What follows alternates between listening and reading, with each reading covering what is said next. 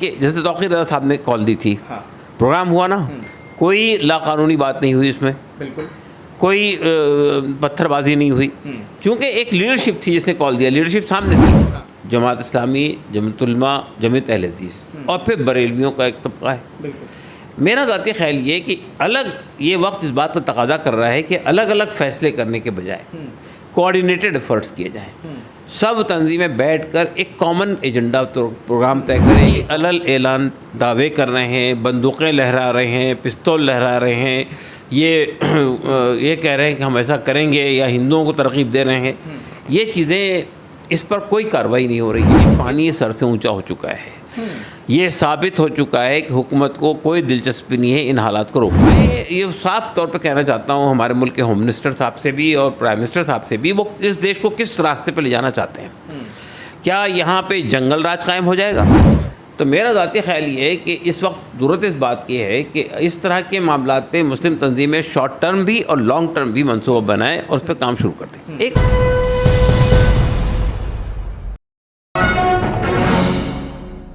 मुसलमानों के खिलाफ एक बार फिर से महापंचायत का सिलसिला शुरू हो गया है।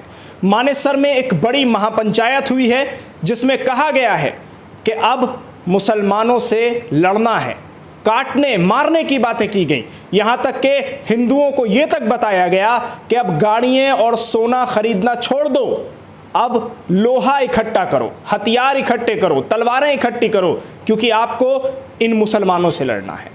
वहीं दूसरी तरफ अगर आप बात कर लें उदयपुर की घटना की, तो कोई एक मुसलमान मुझे आप ऐसा नहीं दिखा सकते कि जिसने उदयपुर की घटना को सही ठहराया हो और उन दोनों लड़कों का समर्थन किया हो या हिमायत की हो।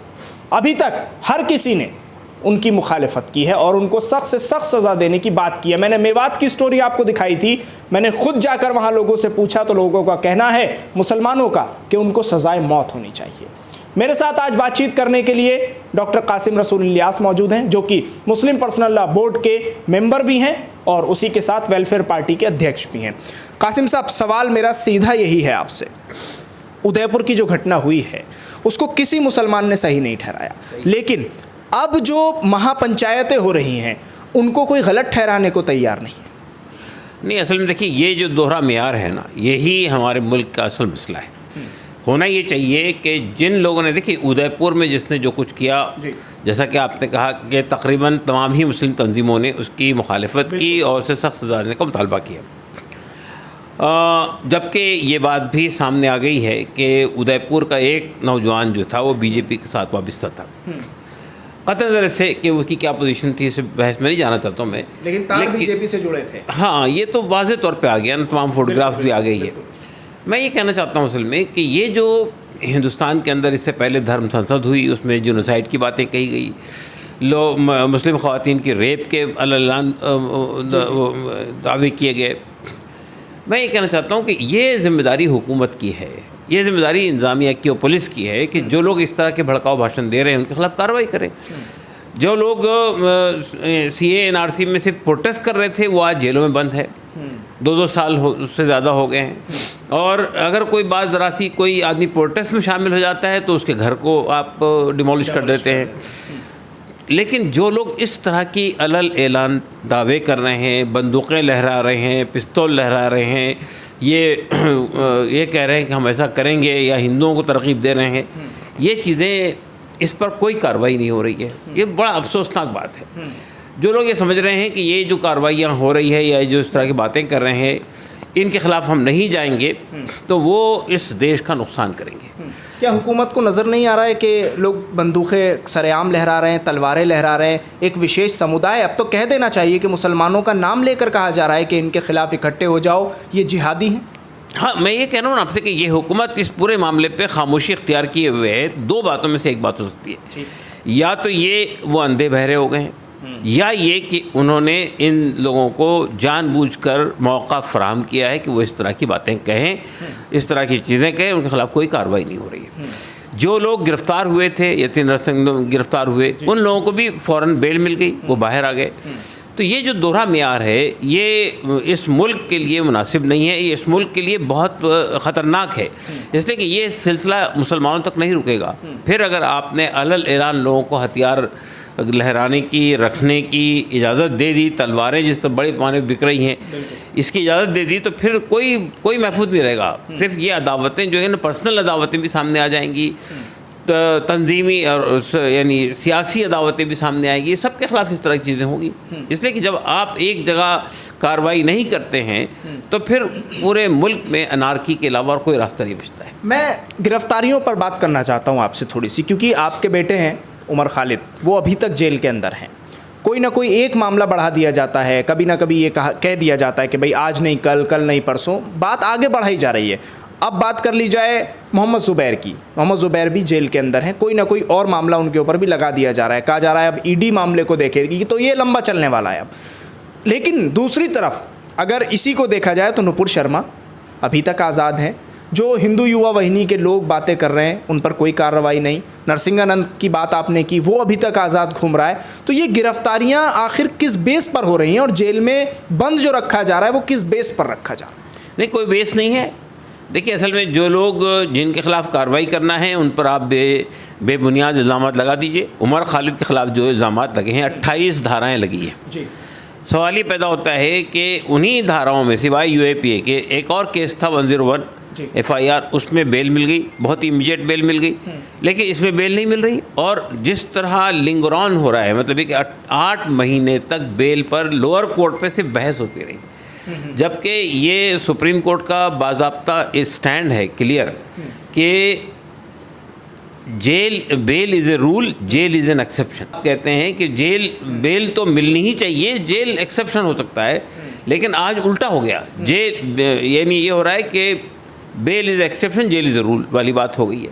तो मैं ये कहना चाहता हूँ कि ये जो दोहरे पैमाने हैं ये दुनिया देख रही है। आपके पास दलील चाहे कुछ भी हो, लेकिन मोहम्मद ज़ुबैर के ख़िलाफ़ इल्ज़ाम क्या है?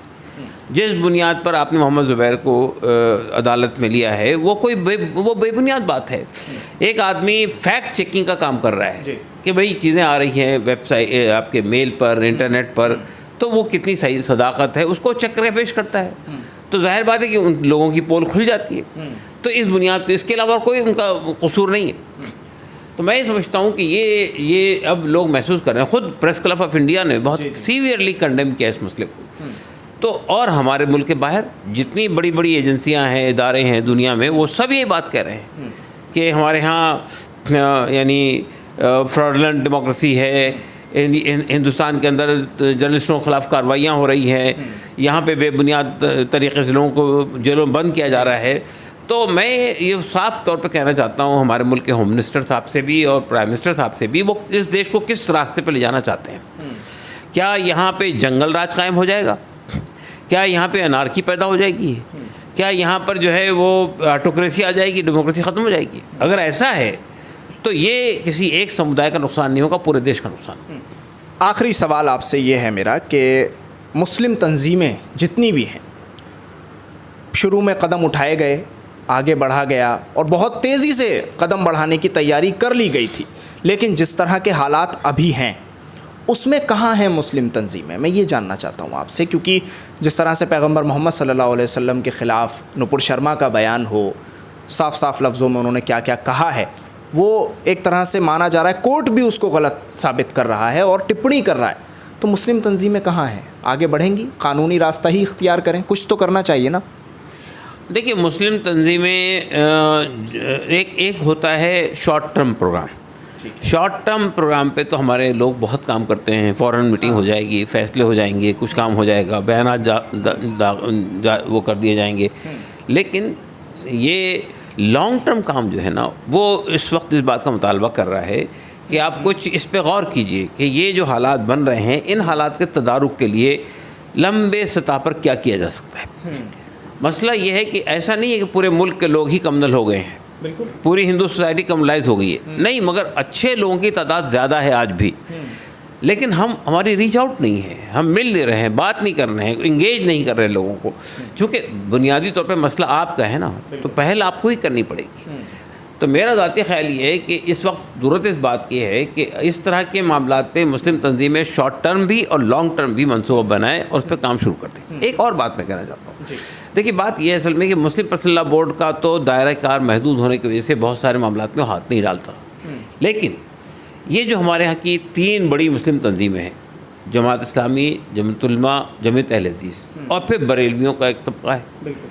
मेरा ज़ाती ख्याल ये है कि अलग, ये वक्त इस बात का तकाजा कर रहा है कि अलग अलग फ़ैसले करने के बजाय कोऑर्डिनेटेड एफर्ट्स किए जाएं।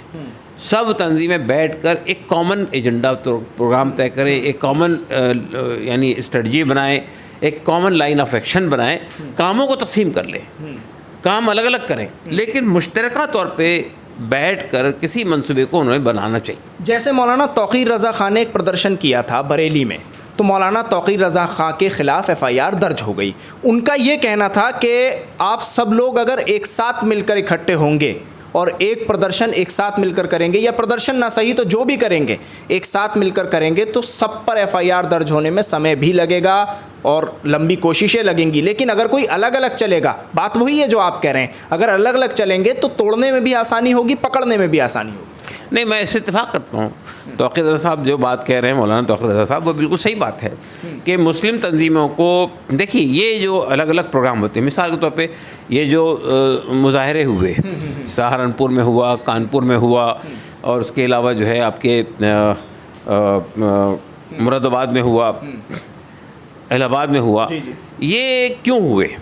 ये लोगों ने निकाल लिए, किसी ने कॉल नहीं दी थी।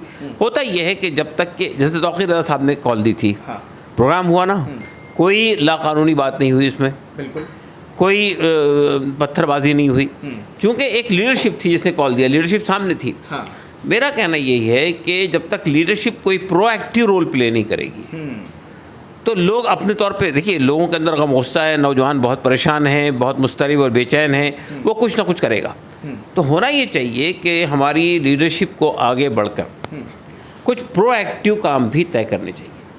ये सही है कि वो प्रोएक्टिव कामों के ज़रिए से समाज में इंतशार नहीं पैदा हो, कम्युनलाइजेशन ना हो, तो उसकी ज़रूरत इस बात की है कि वो ऐसे तमाम इक़दामात जो है वो जॉइंटली किए जाएँ। लेकिन अब वक्त आ गया ना, आप मानते हैं कि प्रोएक्टिव काम करने का, लीडरशिप के आगे बढ़ने का वक्त अब आ गया है, या अभी भी लीडरशिप को ये लगता है कि जब सही वक्त आएगा तब हम बोलेंगे? नहीं, और सब सही वक्त अब कब आएगा? देखिए बात यह है कि पानी सर से ऊंचा हो चुका है। ये साबित हो चुका है कि हुकूमत को कोई दिलचस्पी नहीं है इन हालात को रोकने में। ये साबित हो चुका है कि अदालतें जो है चीज़ों को लिंगर ऑन कर रही है, टाल रही है, बढ़ा रही है। ये साबित हो चुका है कि एडमिनिस्ट्रेशन पूरी तरह से हुकूमत के ग्रिप में है। तो अब ऐसे वक्त में ज़रूरत इस बात की है कि मुस्लिम तंजीमें, यहाँ की जो सिविल सोसाइटी है, गैर मुस्लिम बड़ी तादाद में इंसाफ पसंद लोग, उनको साथ लेकर कुछ बुनियादी फ़ैसले करें, कुछ बुनियादी इक़दाम करें। देखिए मसला, मैं फिर अगेन ये बात कहना चाहता हूँ आपसे कि ये जो कम्युनल लोग हैं जो पूरे माहौल को ख़राब कर रहे हैं, ये इनकी तादाद बहुत ज़्यादा नहीं है। अक्सरियत उन लोगों की है जो इन हालात से परेशान है, लेकिन कोई इनिशिएटिव लेने वाला सामने आना चाहिए, फ्रंट पर किसी को आना। हाँ, तो वो काम हम कौन आएंगे? नहीं, हमारी मुस्लिम तंजीम, मुसलमान आएंगे, मुस्लिम तंजीमों को ही आना चाहिए। इसकी वजह यह है कि मसला आपका है। अभी हम ये तवक्को रखें कि हिंदू सोसाइटी से या सिविल सोसाइटी से कुछ लोग बढ़ कर आगे आएंगे, मैं समझता हूँ कि शायद हमारे मुल्क की अखलाक़ी हालत तब ऐसी नहीं रही है कि कोई ज़रूरतमंद इक़दाम करने के लिए तैयार हो। एक और बात है, वो ये बात है कि ये जो मौजूदा हुकूमत है वो किसी भी सतह तक जाती है इंसानों को तंग करने के लिए। किसी के ख़िलाफ़ ईडी हो जाएगी, किसी पर कोई इल्ज़ाम लग जाएगा, तो ऐसे मामलात में लोग इनफरादी तौर पर कोई काम करने से गुरेज करते हैं। तो होना ये चाहिए कि इनिशिएटिव आप लें तो बहुत सारे लोग आप साथ में आ जाएंगे। शुक्रिया कासिम साहब बात करने के लिए पूरे मुद्दे पर। तो पूरी तफसील से बातचीत हुई है।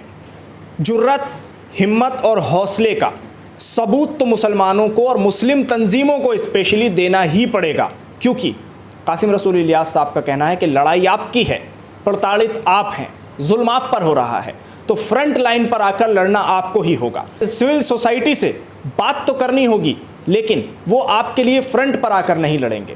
पहला कदम मुसलमानों को ही बढ़ाना होगा, और अब मुस्लिम लीडरशिप को ये समझ लेना चाहिए कि कोई ना कोई लॉन्ग टर्म प्रोग्राम उनको बनाकर और मुल्क को इस खतरे से बचाना होगा, क्योंकि सरकार को कोई दिलचस्पी नहीं है इन हालात में मुल्क को इस खतरे से बचाने की, जिस तरफ गृह युद्ध की तरफ मुल्क इस वक्त बढ़ता जा रहा है।